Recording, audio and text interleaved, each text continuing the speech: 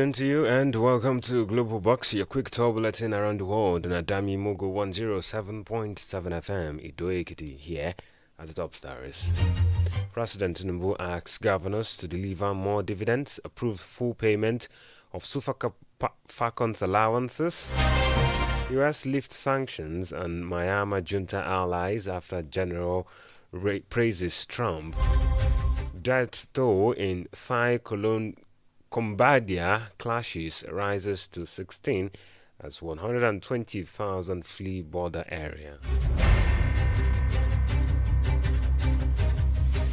Many thanks for joining us on Global Box this afternoon. I am Oladoyin Ayegbusi. We begin the news from Nigeria, where the governors elected on the platform of the All Progressives Congress APC were yesterday challenged by the president to intensify efforts in the delivering of dividends of democracy. Speaking at the 14th National Executive Committee NEC meeting of the APC at the State House Conference Center in Abuja, President Tinubu declared that the economy is stabilizing, but many Nigerians are yet to feel its impact. Nigerians are still complaining at grassroots. So you, the governors, you have to wet the grass more and lead the way in delivering progressive change to Nigerians. May God bless our democracy. Meanwhile, the president has also approved the full payment of allowances and match bonuses for the Super Falcons ahead of their final match against Morocco in the 2025 Women's African Cup of Nations (WAFCON). This was contained in a statement on the X handle of President Bola Tinubu Media Center.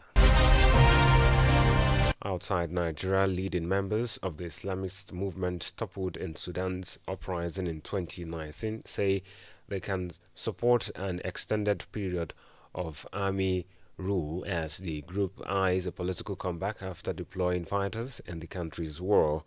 In this first media interview in years, chairman of the former ruling National Congress Party (NCP), Ahmed Aran, and one of 4 Sudanese wanted by the International Criminal Court, told newsmen that he foresaw the army staying in politics after the war and that elections could provide a route back to power for his party and the Islamist movement connection to it.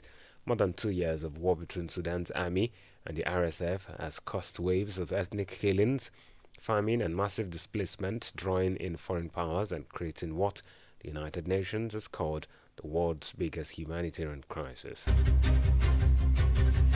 Away from Africa, the United States has lifted sanctions designations on several allies of Myanmar's ruling generals yesterday, 2 weeks after the head of the ruling junta praised President Trump and called for an easing of sanctions in a letter responding to the tariff warning. Human Rights Watch called the move extremely worrying and said it suggested a major shift was underway in U.S. policy towards Myanmar's military, which overthrew a democratically elected government in 2021 and has been implicated in crimes against humanity and genocide.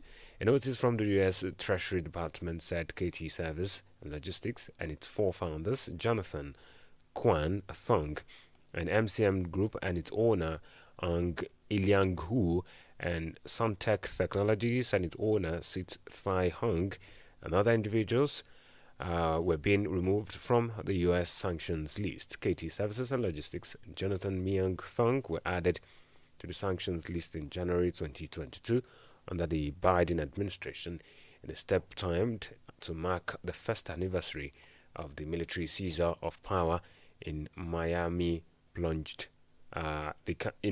that plunged the country into chaos. The Deputy U.S. Attorney General Todd Blanche has met the accused sex trafficker Jeffrey Epstein's longtime associate, Ghislaine Maxwell, in Tallahassee, Florida yesterday, and will meet with her again today. Maxwell's lawyer, David Oscar Marcos, speaking separately after yesterday's meeting, said he had a very productive day with the Deputy Attorney General, Todd Blanche, and Maxwell. Marcos told reporters that Maxwell answered each of the Blanche's question and do not want to comment about the substance of the meeting for obvious reasons. If someone went in there and cut it 100 or 200 or 300 basis points, you would most likely really see those longer term yields blow out because there would be.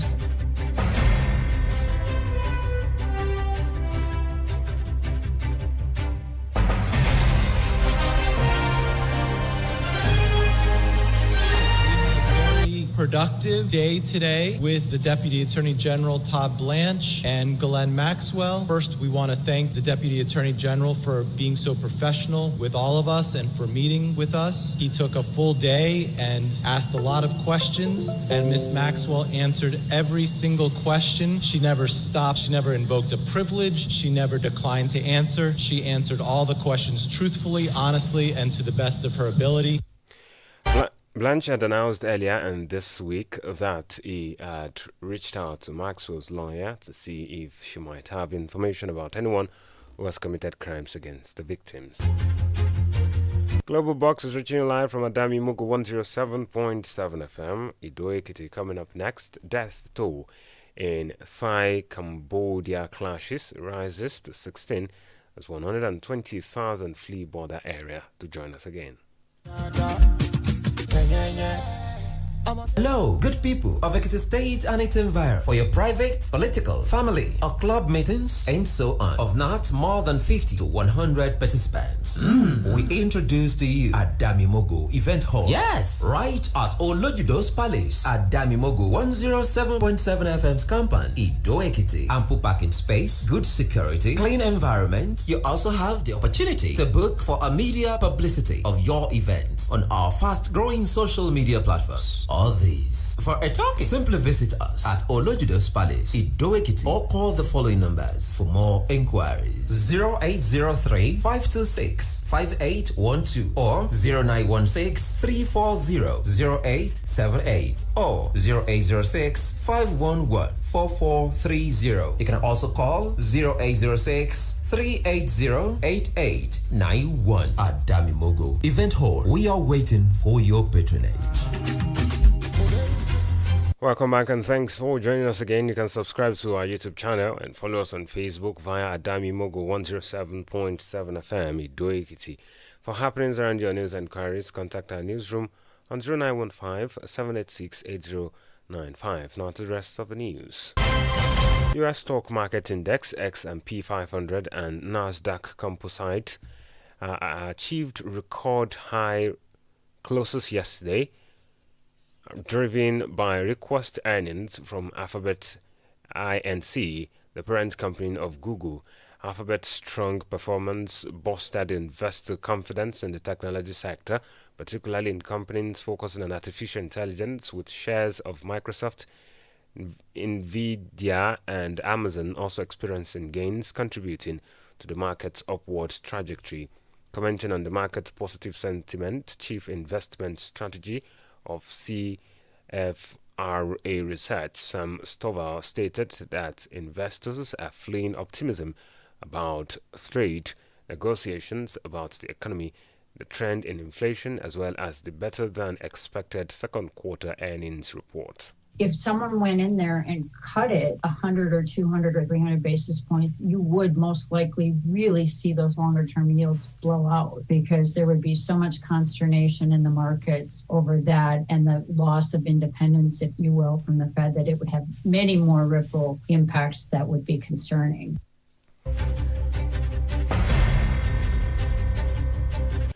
Away from United States, a New South Wales NSW politician has been found guilty of sexually assaulting two young men in Australia. A jury found Gareth Ward, who is still a sitting member of the state parliament, guilty of 3 counts of incident assault and 1 count of rape. Both of the victims, who were aged 18 and 24, said they were assaulted at Ward's home after meeting the 44-year-old through political cycle between 2013 and 2015. Ward resigned as a state government minister and from the Liberal Party when the accusation emerged in 2021, but refused to leave parliament and was re-elected as a member from Kiama in 2023.